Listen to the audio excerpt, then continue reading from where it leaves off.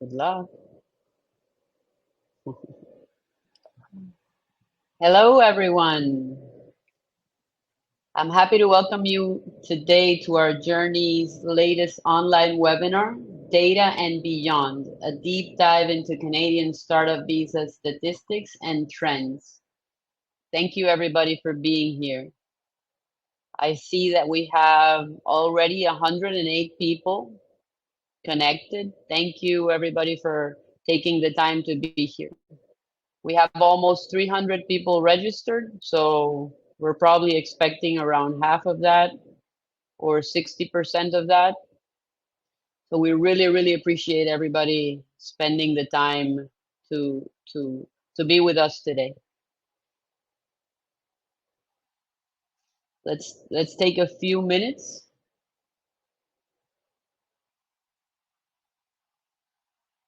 Let's ask everybody on the chat to see where they're coming from, cities, countries. I see Phil Mooney. Hey, Phil. A lot of familiar names. Mississauga, Toronto, Winnipeg, beautiful city of Winnipeg. I was fortunate to be in Winnipeg last year and I loved it. Ontario, Burlington, Calgary. Welcome everybody. Oshawa, Ottawa, Tehran, Waterloo. Hi Stacy. We have a lot of people connecting, 118. Okay. Thanks again, everybody, for being here. So the webinar today is Data and Beyond, a deep dive into Canadian startup visa statistics and trends. As many of you know, my name is Marianella Manzur, and I'm the Global Director of Sales and Marketing here at Joorney. And once again, it's my pleasure to be your host today.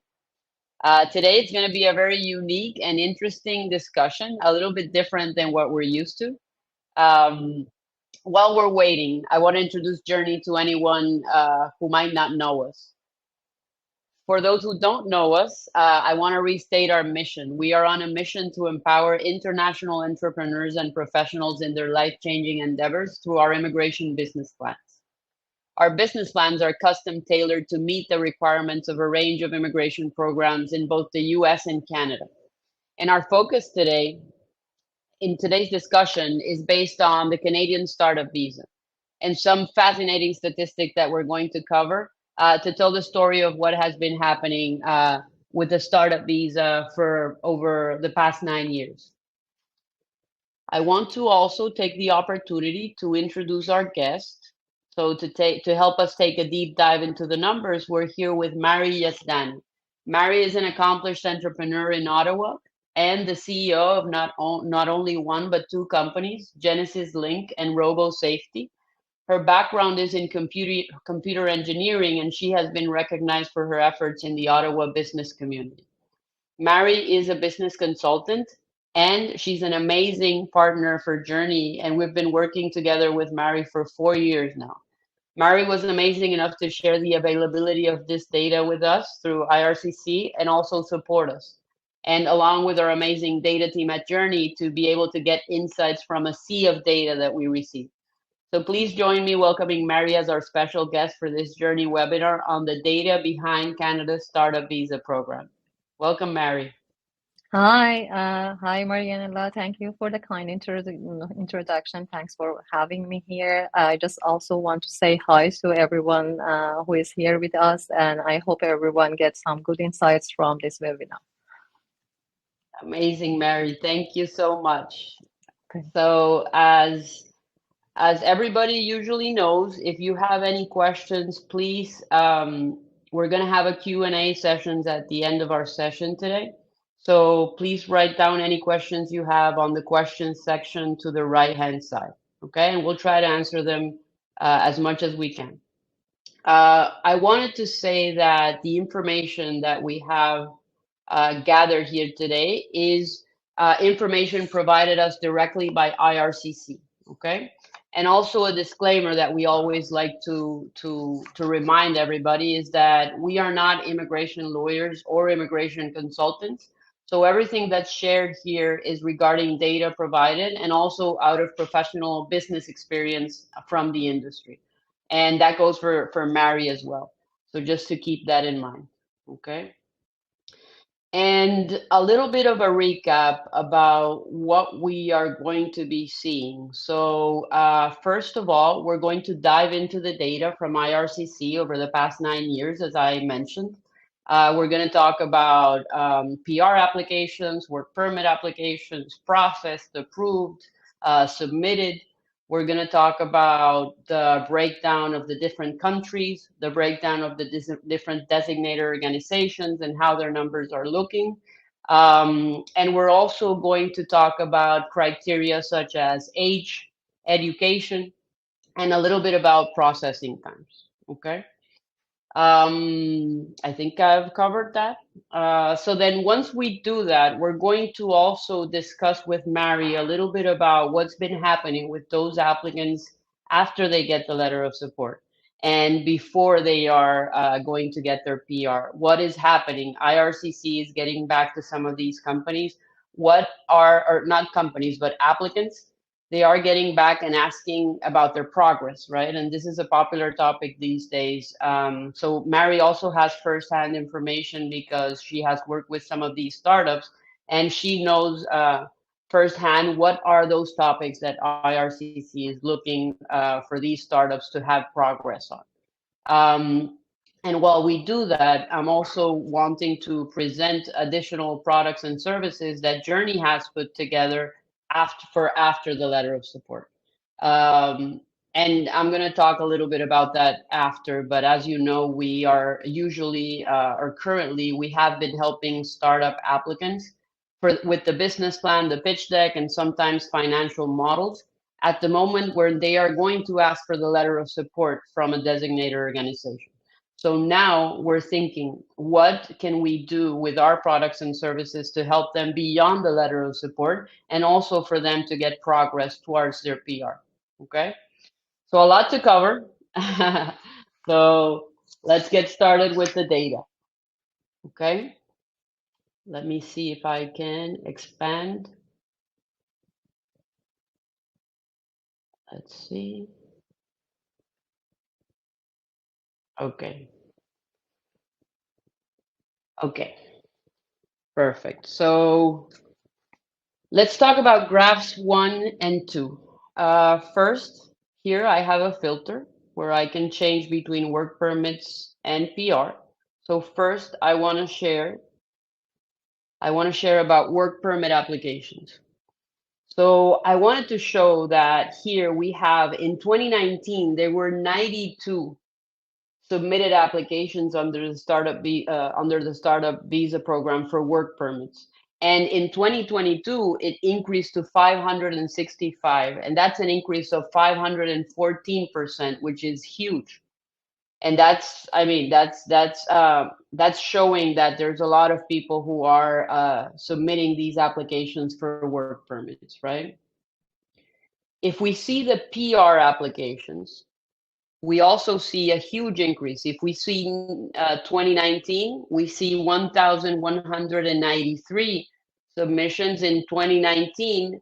And if we see 2022, we're talking about 5,957. That's an increase of 400%. Mary, what factors do you think are contributing to the variations in these numbers of applications for both the work permit and PR received during these years? I think based on our observation and analysis of the data, I think one of the reasons are economic conditions in the countries, from the home countries, and also watching Canadian economy. That's one of the main reasons for the people to be encouraged to move to Canada. Another reason is immigration policies, and also the awareness about this startup program. In the beginning, as you can see, based on the stats that you share, there was not a huge submitted application, but over the time, we can see that there is an increase, as you mentioned, over a few years, we can see 400% increase. And I think a big portion is because of the awareness and popularity of this stream and this program. And it's not only because of the entrepreneurs. I think we have several business immigration streams that for them there is more unpredictable processing time, and also there are selection criteria that is tougher than a startup visa. So the Mhm. people who have two options, usually a startup is more appealing for them to consider. And the other thing also is I think if you look at the trends of the data, you will see that always every year we had an increase. And in 2023, I should mention that this is not the stats till the end of the 2023. So I expect to see more the increase even comparing to the 2022 in 2023. Exactly. Thank you, Mary. And that's very interesting that you mentioned the countries, right? Because when we were playing around with the data, we found out that these, like the increase, it's mostly because of two specific countries, which are India and Iran. And I want to show that in the numbers right now. So if I filter and I only put Iran, we're going to see the huge numbers. If you see, for example, Iran from 2020 to 2022, it accounted for 3,909 PR applications out of a total of 15,652 for those 3 years, like total country of citizenship. So the impact of Iran in these 3 years, we're talking about 25%, okay, which is huge. It's one of the highest. And if we see India,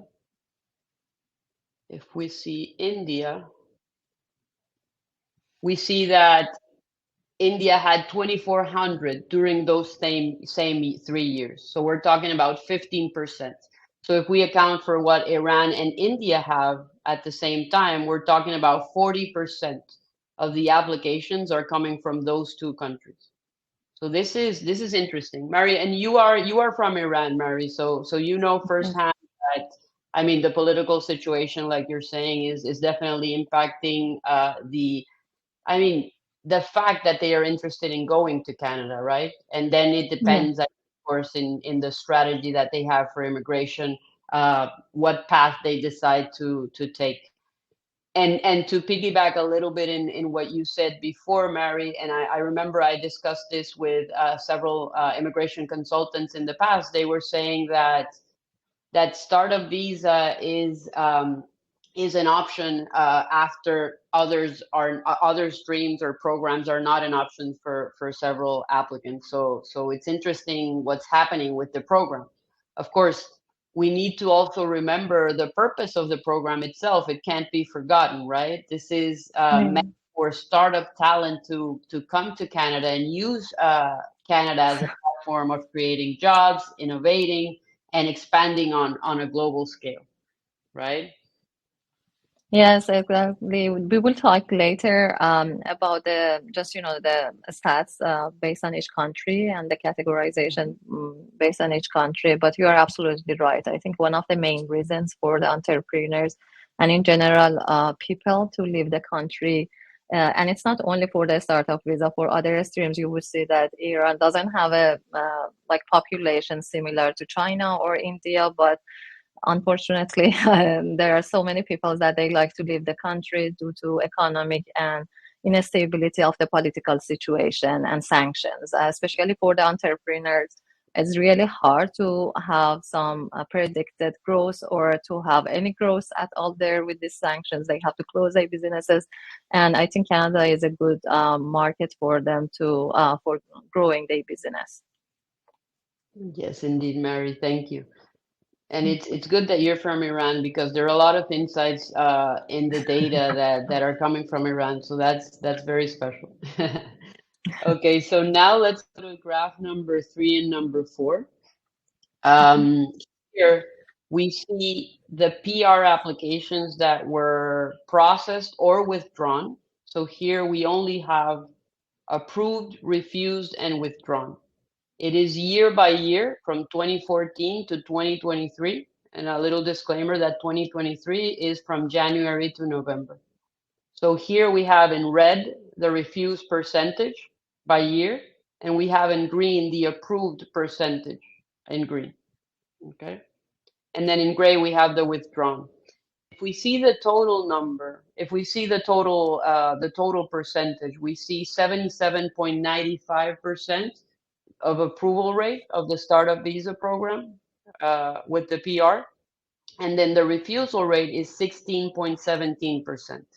And we have 5.88% of withdrawn applications. Okay, so it's important to see that here. It's also important to note that up above, we were seeing 20,000 submitted applications from 2014, right? But when we see the PR applications that were processed or withdrawn, we're talking about 6,598, okay? So just to keep that in mind, only 32% have been processed. So that means, as you probably all know, that there's a huge backlog of what has currently, immigration has a lot of work to do. Just wanted to point that out. So here I want to check again. I want to check the refusal and approval rates by country. So let's go back to Iran, which is an important country that we want to look into. So here we see that the refusal rates hiked to 25.09 for Iran, which is way higher than the average that we were speaking about, which is 16%. Okay. If we also check India, we can see that for India, on the other hand, there is an 8.6% of refusal rate. And just to keep in mind, in this graph specifically, we are including the withdrawn in the number of totals to reach the percentage. But basically, I mean, we see that there have been a lot of refusals for applications from Iran. Let me do like the other way around. Let me check approval and refusal rates without those two. So we go back very close to our average. So that's going to be 15% refusal, which is very similar to the average of 16, and then 78% of approved. So what do you think about this, Mary? Your thoughts on this? I think as you mentioned, the high rate of success, it shows the overall success of the startup visa program. And the refusal, if you take a look from the beginning, first we had like 52% refusal in the first year. And I think the reason is that, first of all, the number of applicants submitted applications that was processed was not comparable with these days, the numbers that we had recently. And the next reason is that if you see over the time, one of the reasons for, especially for the countries that have higher interest in the startup visa, like Iran or India, in the beginning, the program is not mature enough. The IRCC officers haven't identified the fraud cases yet. And that's one of the reasons that, so in the beginning, usually the processing time are shorter, there are less applications. And over the time, as the program matures and they get this knowledge of the fraud cases, I think they put more examinations in their place. And it's really important to have proper due diligence job that is done on the applications, the documentation are with all the details. If company has any business activities, as you have mentioned in your introduction, it's really important to have a right business plan. These are something that, unfortunately, after talking and based on experience, when I'm talking to different immigration consultants or lawyers, are not some details that they are necessarily taking care of it or paying so much attention, or even the individuals when they are representing themselves without helping a legal representative. These are the details that are really important and it's playing a key role on the refusal. Talking about the Iran, I think one of the reasons for the high rate of refusal from the people from Iran is that usually when the submitted application are increasing, so still I think approval rate is good, but the Iran economy and also political situation sometimes is a red flag for the officers to say that, oh, these people are desperate to leave the country. And so they are more cautious when they are processing the application from those countries. And we can see this across all other immigration streams as well, for the study permit or for the especially temporary ones. That Iran situation in the last few years, it was not good. So more people are willing to come to Canada, and necessarily they are not entrepreneurs. I think that's what IRCC they identify, and that's one of the reasons that we are hearing every day more cases that they are requesting for the supporting document, for the progress report, for the just to show them that they had some traction, and they want to make sure that the intention is getting is establishing their business or growing their business in Canada, and is not just getting a residency. Exactly. That's a great point, Mary, definitely. Because I mean the officers they need to check that the purpose of the program and their applicants is legitimate, right? Yeah. So when political situation arise, immigration increases. So they're going to have two types of clients: those who are doing it for immigration purposes, sorry, applicants, and those who are doing it just to, like you said, because of the political reason. Of course, some may be innovators, some may be people with extreme experience in innovative fields. So that's also a positive situation for Canada.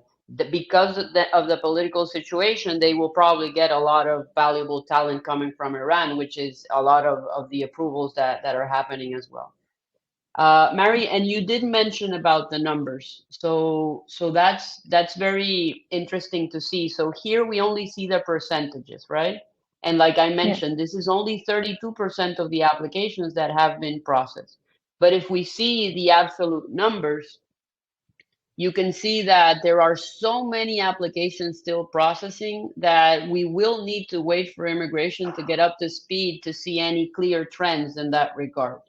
Um, so if you see, this is very interesting because, I mean, here you were mentioning that we had, for example, almost 50 and 50%, and we're talking only about 21 processed applications in 2014. So of course, the numbers, they may be Yeah. like surprising, but they're actually talking about a very low number of processed applications. But if you see this, I mean, it's very promising to see that there are more being processed in 2023, which means that I mean a lot more is happening than what was happening in 2022 and before that. So I think this is also interesting to see that yes, there is a backlog. Yes, there is a low percentage of 32% of what has been processed until the time that we took the data.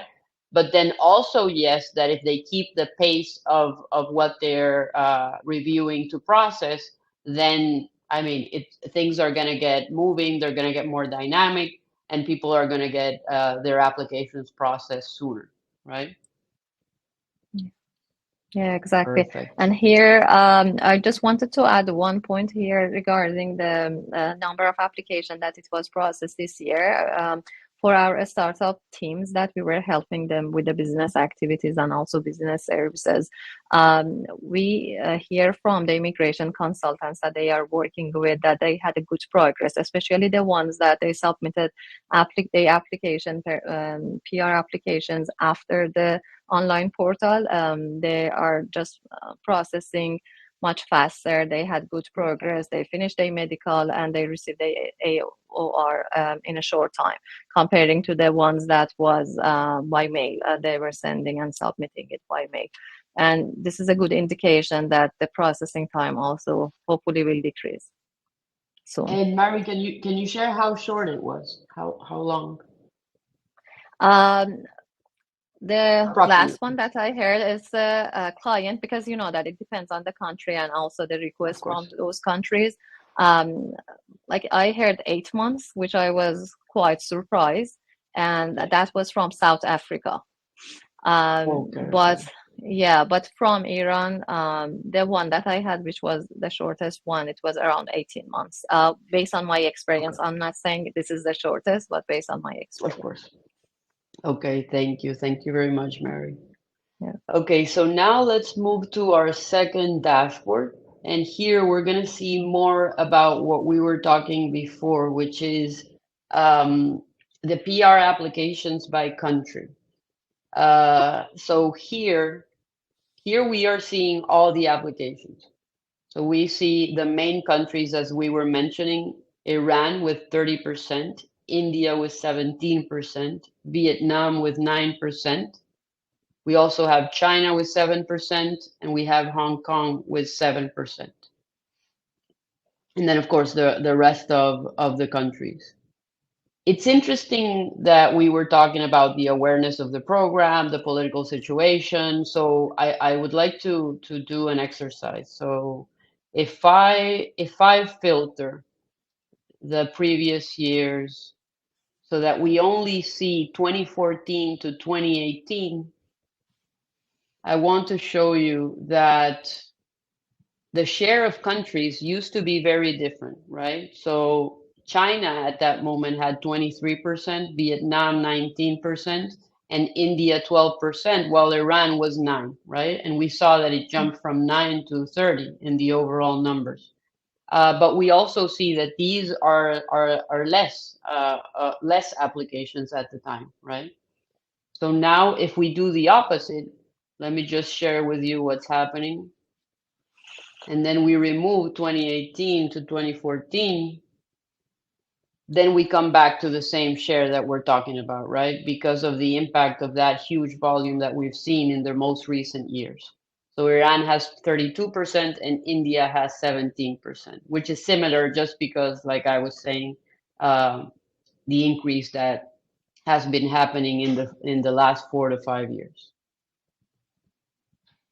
Is there anything, Mary, that you would like to add here before I move to the No, other I graph? think the other thing that I can see from this diagram is that Canada is welcoming international entrepreneurs from all over the world. You can see from South Asia, from Middle East, just, we have from everywhere.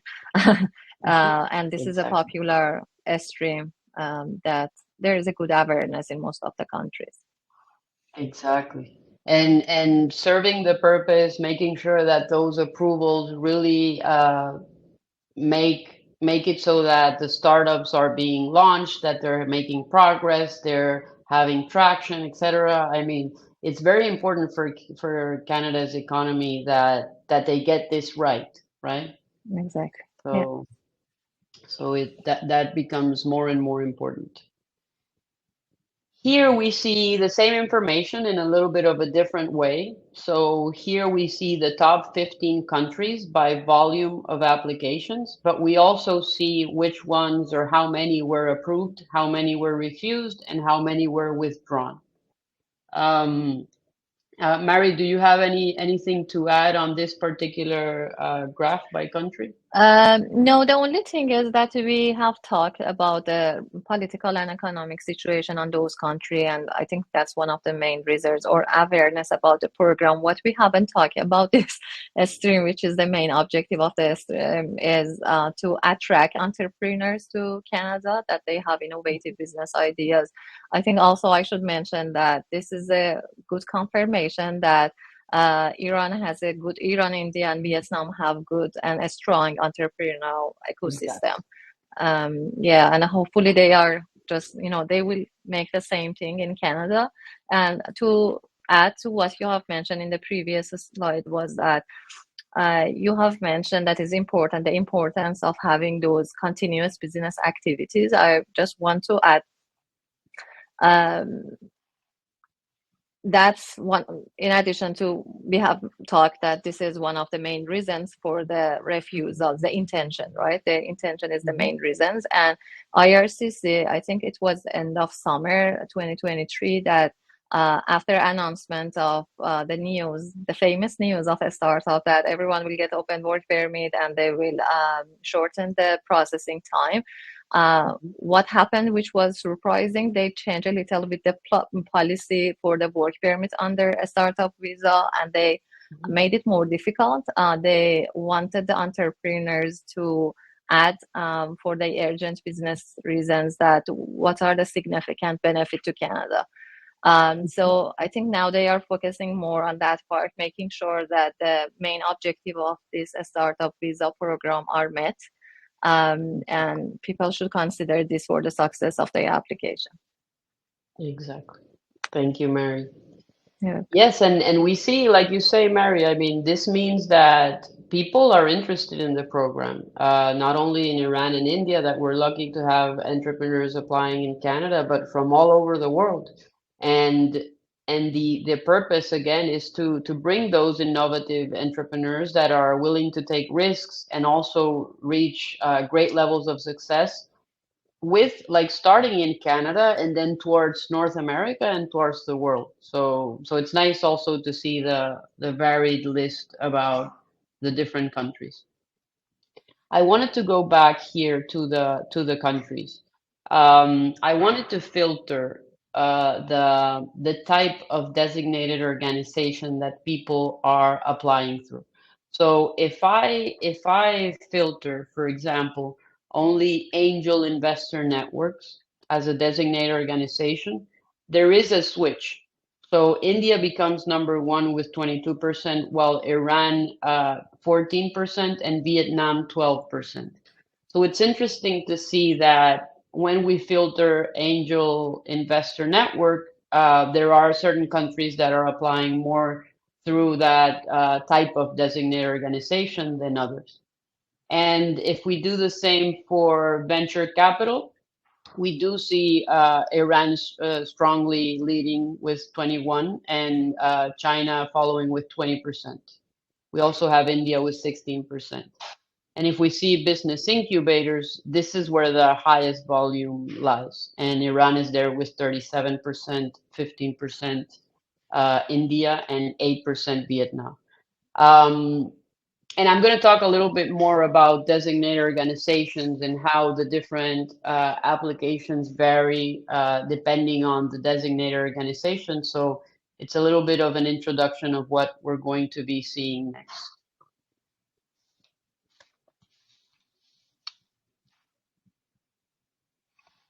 Let me see if I missed any graph here. Ah, okay, so this one, we also have this one to cover. So basically here, what we are showing is the top 15 countries by higher refusal rate. Okay, so here we have approved in green, refused in red, and also we have the percentage. So this is very similar to what we were seeing before. On this one, we don't have the number of applications that were withdrawn, but Iran basically has a high approval rate, which is around 26%, and so does China. And these are only the processed ones. Okay. Okay, so now let's move to dashboard on page 3. And here we're going to talk a little bit more about designated organizations. So here we've only filtered the applications that were processed, so approved and refused. Okay, so if we see, let me see to make sure you're seeing the full screen. So here we see that, I mean, it doesn't come as a surprise that business incubators are 76% of the designated organizations that people are using for the applications that have been processed. We have 20% being using angel investors as their designated organizations, and 4% with venture capital.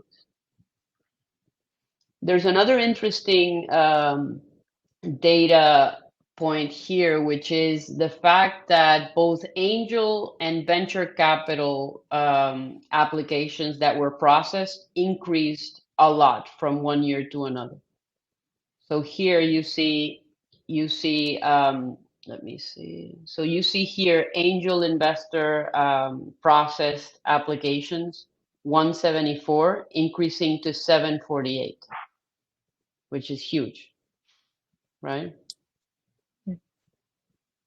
So that's also very interesting. Mary, do you believe, like, can you explain why you think this increase is happening for the processed applications?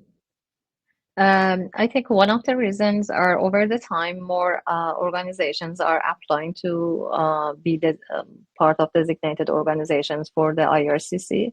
And so, with having more approved designated organizations, people have more access. I remember that several years ago, when I wanted to reach out to the designated organization, only there were 4 or 5 VCs that time that I was able to reach, and they had really tough conditions to accept. Like they were saying, tractions with over $2 million revenue only is the only condition. If they don't have it, don't apply for the program. But nowadays, I think that there is a growing confidence on this startup visa program. They are seeing more success cases, and they are more willing to give letter of support and have successful entrepreneurs as to support them and also invest on their companies. Next thing I think is also growing trends in this for the startup visa. Also, they see it as opportunity, and they have again tougher criteria comparing to the incubators. That's still the case, but I mean they provide, and they are more specific in the industries, in a specific industry that is they field. Um, Mhm. like they have so many other filters that incubators don't have, and that's one of the reasons that why incubators have a higher rate. But I think even for the venture capital and angel investors, these are some of the factors that can play on the increase of number of applications. Definitely. I mean, you have the equity component, right? You have angel Yeah. investors having to confirm that they're going to invest 70,000, venture capitalists 200,000. So those are highly vetted, right? Because it's not only saying, hey, you have potential, but rather saying we are willing to invest. And that, Mm, I mean, that's a whole different ballgame, right? exactly. Also, you were mentioning, and this was when we were preparing the data, Mary, that of course there are a larger amount of incubators than they are of angels and VCs as well. So everything impacts that. Yeah. Let's see. So if we would like to filter Iran here to see if there's any difference on the split. Here we see, for example, that it jumps to 85%, which means that in Iran they're using more business incubators and angel investors as well, and perhaps VCs in a lower percentage. Mhm. Okay, let's go to the next graph. So here we see the top designated organizations by processed application. So just a few notes here. If you see the green are the approved, the blue are the submitted, and the red are the refused. So I wanna have a few disclaimers here. So keep in mind that there are many applications that are still pending to be processed. So there are many that are still in the pipeline, as you can see in blue. So that means that these numbers are very.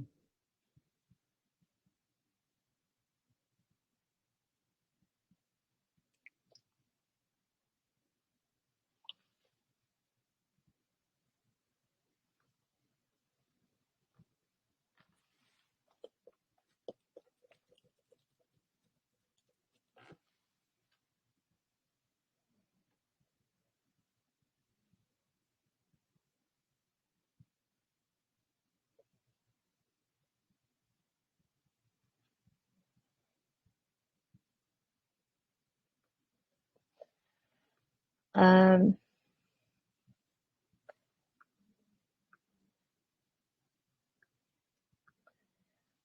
I don't have Marianella's voice.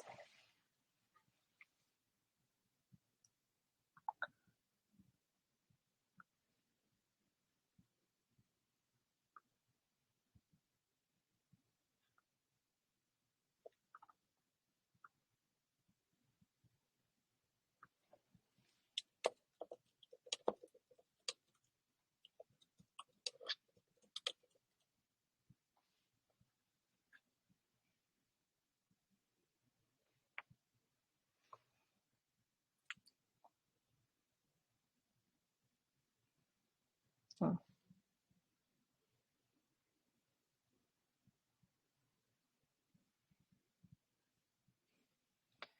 Okay, I think Marianella has an issue with the internet connection. Let me open the quick site and see if I can have access and open it and continue.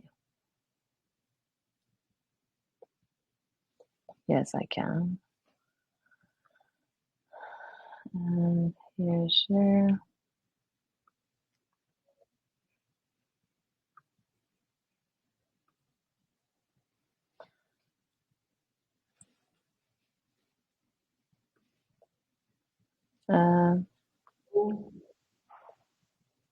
Mary, can you hear me? Yes, I can hear you now. I'm so sorry I left you. No Can worries.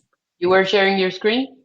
Yes, yes, I will stop it now. Sorry. Okay, that's okay. And thank you for covering for me.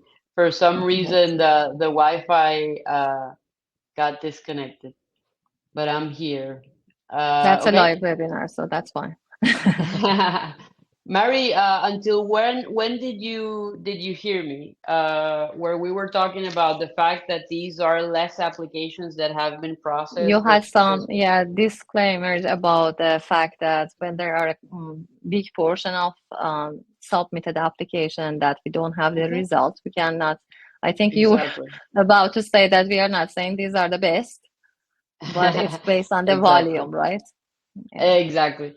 So I was saying that, I mean, there are many in the pipeline, as you see. So it doesn't mean, I mean, we don't have conclusive information about whether one has more refused than others or more approved than others.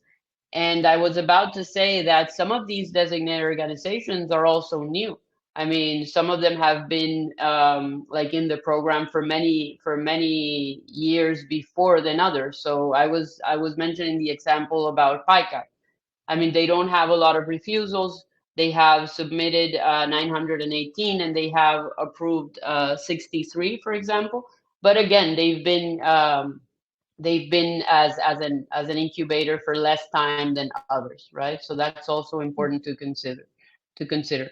Also, mentioning the information that we were saying before, which is there are more incubators overall than angels in BC. So you're going to see also a variety of different designated organization on this list.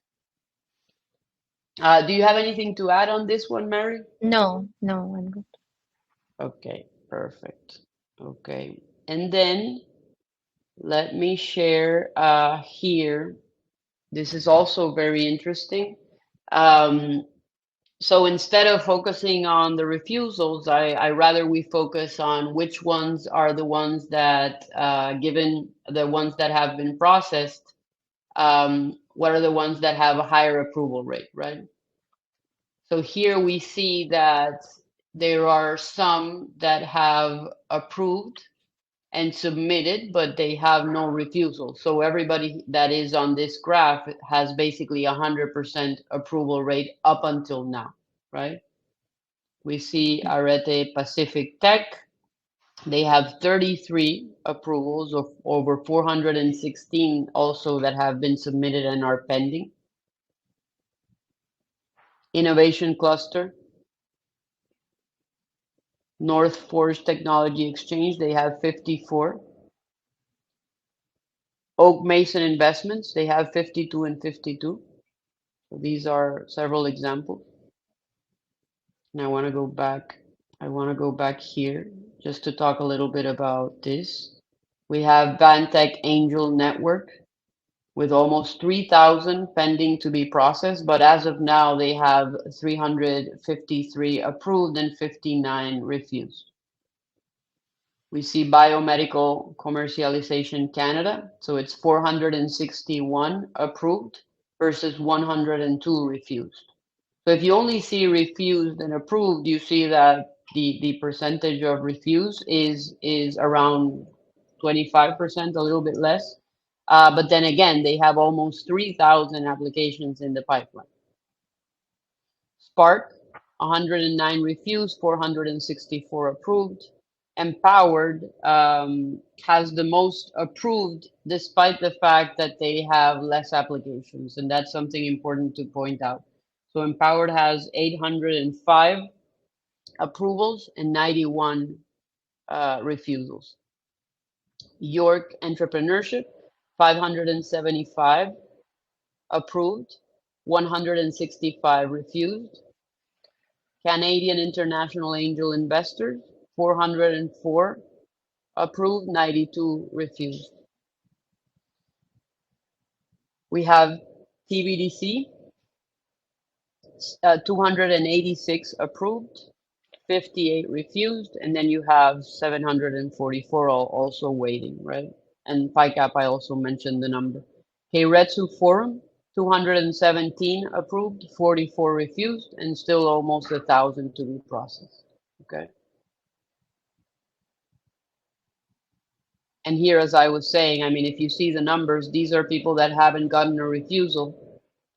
But as I was saying before, I think it's still too early, the amount of applications that have been processed to really compare the numbers. But hopefully in a year or so, we will have more that are processed, and that way we are able to see the numbers in a better way. Okay.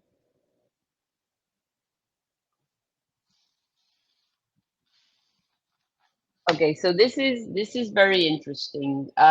Here, what we're trying to see is age groups on approved PR applications, and of those that were processed, is there any trend regarding the refusal and approval rate? So as we see here, the applicants under the startup visa for PR, the age is 40% younger than 19. Of course, I mean, this is also like all the applicants. That's 40%. You see 23% that are from 40 to 49. You hear me, Mary? Yes, I was about to say that in this 19 and under are the family members of the main applicants. Correct, correct. So this is a mix of a lot of different things, right? It's the whole group of Yeah, applicants and also the family members. yeah. So you have 40% are under 19, 23% are between 40 and 49, 21% are between 30 and 39, 8% 20 to 29, 6% are from 50 to 59, 60 to 69 is 1%, and there's a small amount that are 70 and over that are not even showing.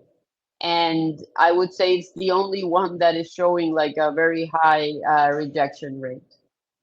But what we see here is that for each age group, the percentage of refusal doesn't vary hugely. Okay, so I mean, age doesn't seem to be a criteria. Of course, the data, it's difficult to also consider because, like Mary was saying, it's not only the applicants but also their family members. Mary, do you want to comment on this? Yes, I think as you have mentioned, it's really important to say that we have this consideration, but age and level of educations are not a direct requirement for the startup visa. And they should not, I mean, they should not reflect the approval or refusal. But anyhow, based on our consideration, we can see that, as you have mentioned, even when they are making decision, it seems age group is not affecting that much. The only comment that I have for the, I think for the age of 70 or above is sometimes is biases from the immigration officers, sometimes is economic integration of this group age. They want to make sure that they have enough contribution to the economy, also viability of the business ideas that they have. And people who are at the age of usually between 30 to 50 or 60, they have more somehow establishment. They are more flexible for the changes, for the innovation. And although, again, these are not directly the result of permanent residency, and I think we are sure that the only reason for the rejection of refusal of those applications are not only age, but also there are some medical consideration for that age group that IRCC has.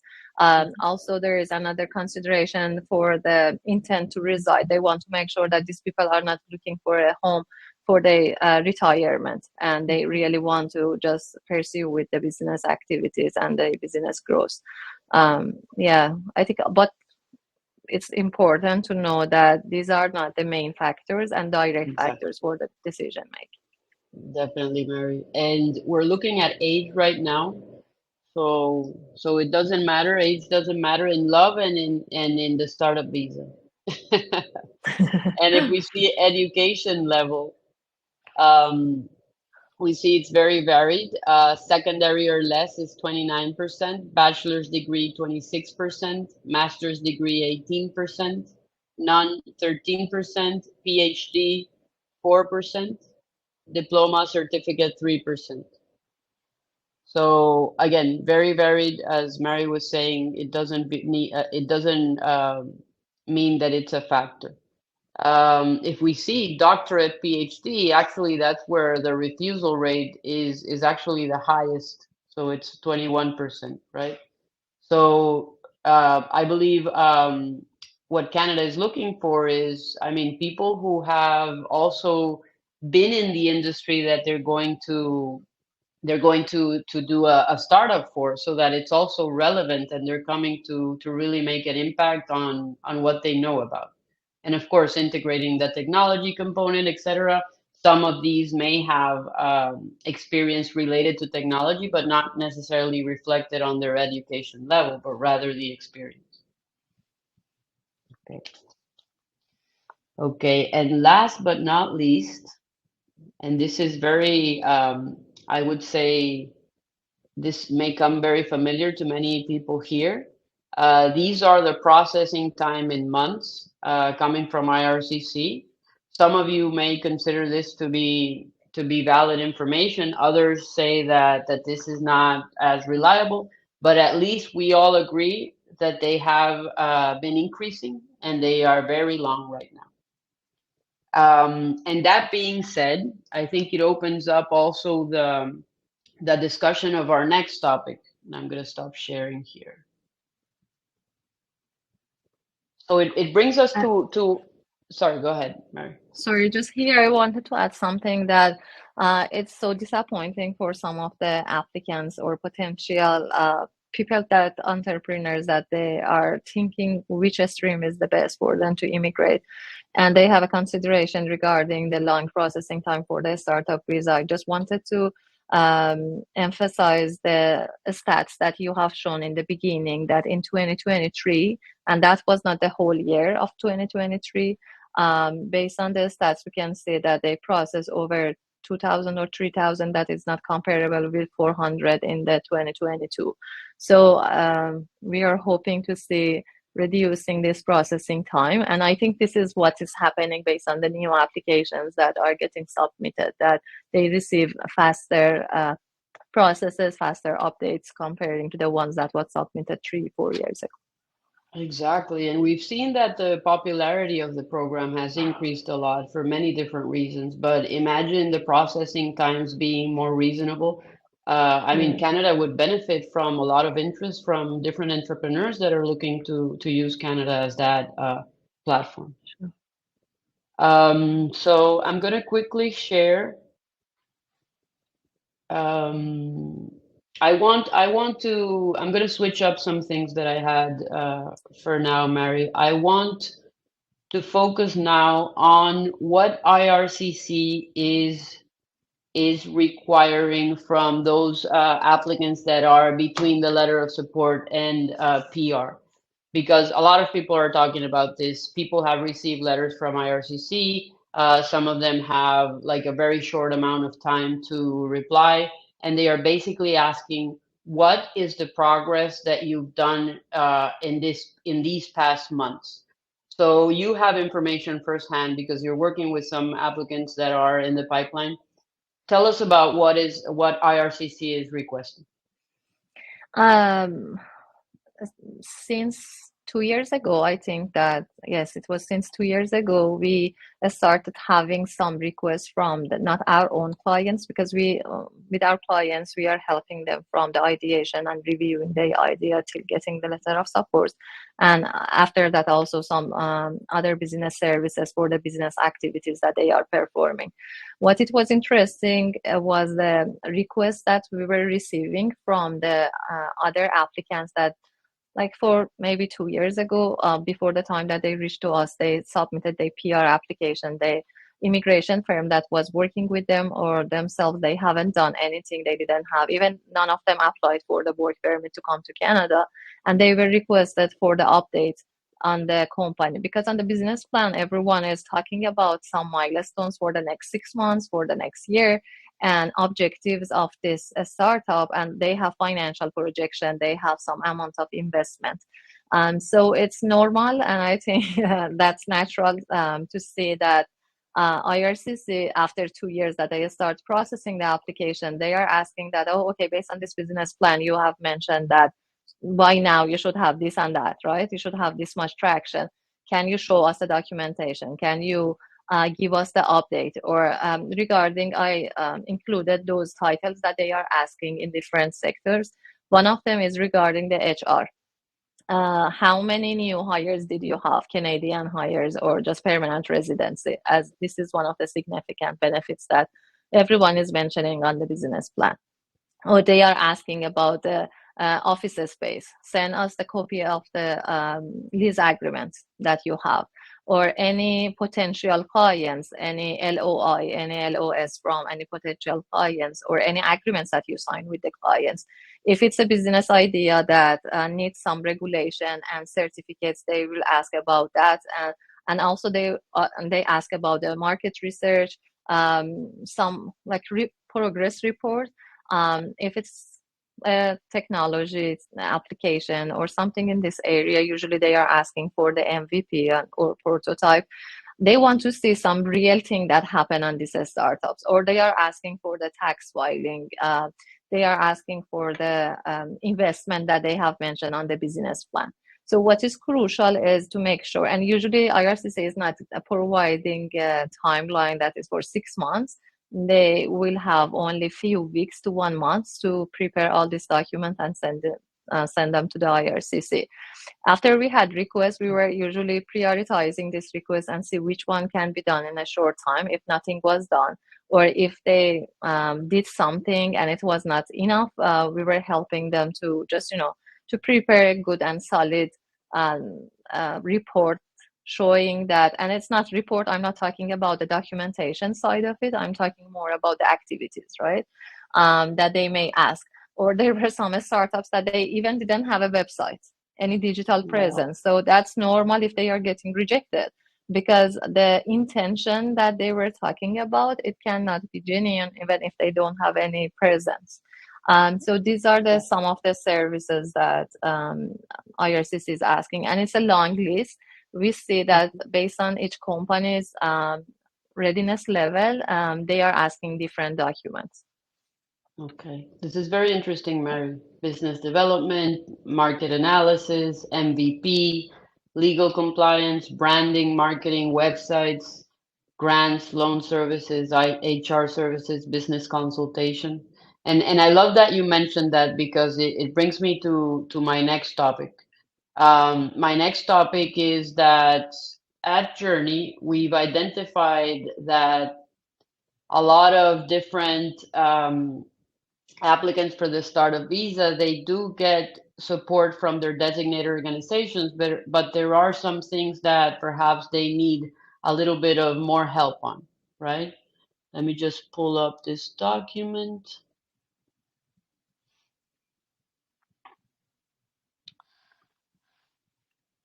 So as many of you know right now, Joorney supports with a business plan, and some people also hire market research with us before they are going to apply for the letter of support for any of the designated organizations. So I remember in many webinars, I was also talking about how important it is that is only the beginning, right? We were only helping them at the beginning, and most of the work is going to actually happen after the letter of support, right? So what we're doing now is that we're creating a startup visa progress menu. This is how we're calling it. So basically, we have different services that we are now offering to help those applicants that are in the pipeline to get some process with from some progress with their startup. Of course, there are some things that we definitely are not involved in, but there are others that we can help with. So I'm going to name a few. I'm not going to go here in detail, but if anybody's interested, please don't hesitate to reach out to us and we'll let you know about what we offer. And we can also do a consultation to say, hey, this is your startup. What have you done until now? What can we do to help you during that process? So we have market research and feasibility services, go to market strategies. We have financial models, valuations. We have market validation activities such as doing client surveys, expert interviews, analyzing competition, determining the size of the market. Um, we also have marketing plans. We also do a list of potential clients, list of potential suppliers. We are also supporting companies in their websites. If they're wanting to integrate e-commerce, we can also do that. We also prepare corporate presentations, and we are also helping people do video pitch decks. We also do pitch decks, investor business plans, and so much more. So I just wanted to take this opportunity to say that we're not only helping with the business plan, but we're going beyond the letter of support.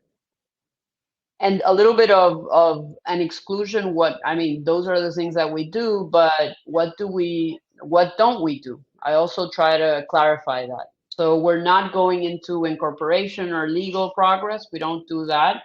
We're not involved in software or prototype developments or intellectual property. We don't implement the marketing. So if we give you a list of clients, we're not calling them. We're just telling you this is who you can do business development with. And the same with supplier. So that's not included, but the rest is. So as many of you know, we're focused on business documentation development. So that's what we're suggesting that we do here as well. And as you know, we have our packages. So currently we have different types of documents depending on the designator organization. Again, I'm not going to go into the details, but we have different packages depending on the different designator organizations. So we have PICAP, Spark, TBDC, Alberta IoT, Roseview, Think 8, for example. That's not even in the numbers because they're very new. Niagara Business Innovation Fund, etc. Yes. So that's what we have, Mary. Thank you so much for your insight. For people who are here, we still have 140 people connected. So now I'm going to do some clarifications that we received from the chat, and then I'll go to the questions. So here I mean, it's very interesting because we have a lot of immigration consultants that are here with us today. So we have from Vincent Rodriguez Lalonde, he says PR increase in applications is largely due to the government's decision to allow incubators to issue letter of support. Work permit increase in applications is closely related to the long PR processing times. So thank you for that clarification. I also see that Phil Mooney says, and thank you, Phil, for the comments.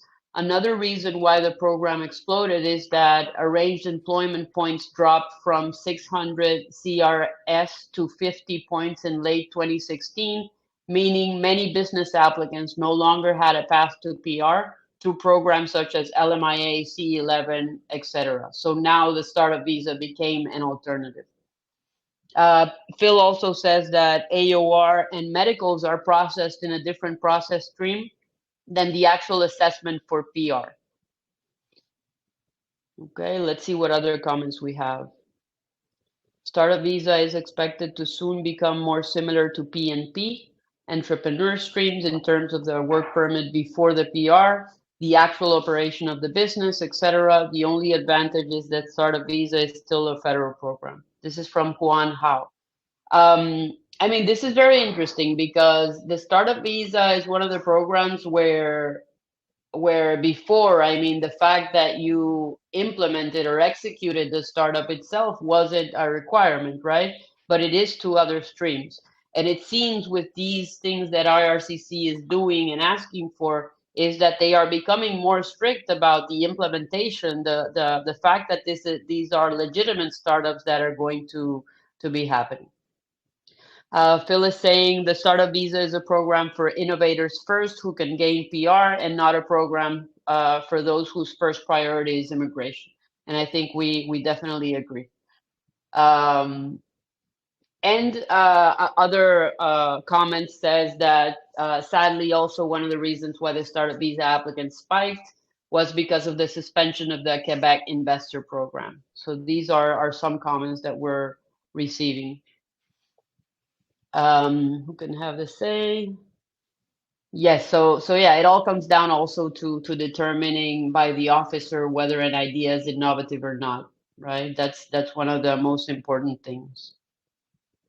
Okay, let's see if we have any other comments. Okay, there are some questions that I'm seeing here that are probably very legal for us to reply. So next time we'll bring in an immigration consultant and a lawyer as well. So, okay, I'm gonna have that. Let me see. I'm gonna go to the questions. So, some people are asking whether the presentation is going to be shared. So for everybody who is watching, if you attended or registered, you will receive the recording at the end. We will not be sharing a presentation. Okay, so Phil is asking you, can you present the data for principal applicants only, not including dependents? And what number of projects? So that, I mean, we requested that from IRCC, but we didn't get the information. So they had a few statistics on the size of the groups themselves of applicants, but not necessarily of like the other criteria. So yeah, unfortunately, that information is not available as we would like to see it. But maybe we can insist on IRCC for future for future webinars. Yes, Wei Zhang asked about aides to see if the family members were included. So yes, they are. So that does create a little bit of a bias there for age and education. Would you elaborate more on the new work permit option for startup visa and explain about current processing and approval? Thank you, Raman, for your question. But like I said at the beginning, we won't take any legal questions for now. Minimum amount of investment, that doesn't apply.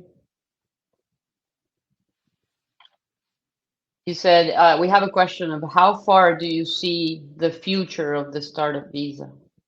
Mary, what do you think? And this is more of an opinion, right? Yes, it's an opinion. Um, Based on the again announcement that last summer it happened, it seems that government is wants to pursue and streamline this startup visa and making some changes that everyone is waiting for it. And you have mentioned it in one of the questions that are people nowadays receiving open work permit? It's not. I'm not legal counsel to just tell you this, but based on experience, I'm saying no. No one is receiving open work permit. The one that you are hearing are the one that are using another policy to apply for the open work permit. And no one knows when the policy is coming out, right? Or if the policy will come out, if they will make those changes. This is one of the things for this, but for the startup visa, I think by increasing the target every year, they are thinking to attract more entrepreneurs to Canada, but my guess is that they will put more somehow filters to make sure that to choose the right ones. They don't want to bring the people for their permanent residency. The purpose and main objective of this program, as we have mentioned it several times on this webinar, is to attract entrepreneurs and attract the investment, to create jobs, right? To create benefit, to create all those innovative ideas that can impact Canada's economy. So what I think is that if they see based on if they do exactly what happened with the owner operator work permit, if they see the stats showing that most of these permanent residence applicants are not pursuing with establishing the business in Canada, I think they will have it. They will have some changes, or they will limit the number of the applicants. But for now, it seems that everything is good, is positive. They want to encourage more people through this stream to come to Canada. Thank you, Mary. I have a few other questions, and I have some people asking me to show some numbers for Vietnam, Bangladesh, China, and Nigeria. Typing Lee is asking which incubator has the highest approval rate. So there are a few, because many of them have 100% approval rate. So you're going to see various during the presentation that we mentioned that they have gotten only approvals. Okay. Yes, and I mean, if I would reply regarding how I see the future of the startup visa, I think it's a program that has huge potential. I believe that IRCC is going to get way more strict. I agree that what they were mentioning here is that they're not going to be like, okay, bring your startup and you can get a PR. It's more of, are you going to go with like through with your venture? Are you really going to do it? So I think they're going to be more strict on the implementation of these launches if they're at an early stage. That's one thing. Um, I, I I also think that things are going to be more strict for designated organizations, right? So that they also become more strict with the people that, or the applicants that they are assigning letter of support to. Because the idea or the initial intention of setting designated organizations is for them to be the organizations that are able to vet whether an applicant or a startup is going to be is has a shot, right? So either because they have the talent on the back end or because they have an amazing innovative idea. So IRCC at the PR stage and designated organizations at the letter of support stage, they need to align their criteria, right? To make sure that the approval rate after the letter of support hopefully gets closer to 100%. So that's what is happening. Phil Mooney has a comment. 90% of all new innovative businesses fail. Startup applicants are given PR for trying, not succeeding. Exactly. That is definitely the conclusion. And hopefully we have more people applying to make sure that they try, right? So that 10%, that's what Canada is looking for. Great. So let me go back to the numbers. So I'm going to quickly filter some countries that people are asking me to filter. So let's look at Vietnam. These have been the numbers. So we have an all-time number of PR applications since 2015 we have here of 1,803, and there's an increase in 2020.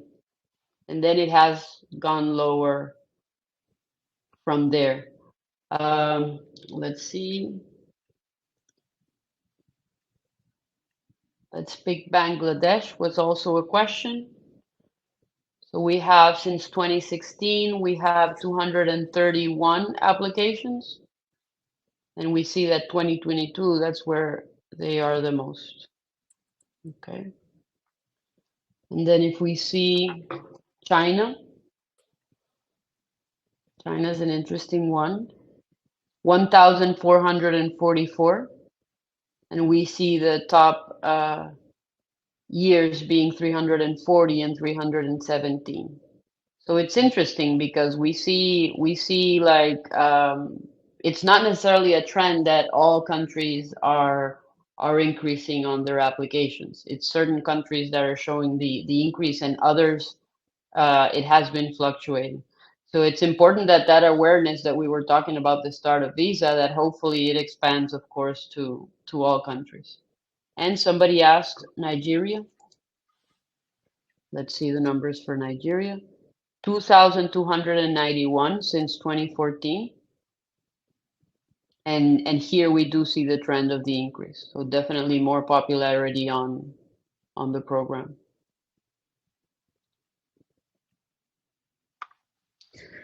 Perfect.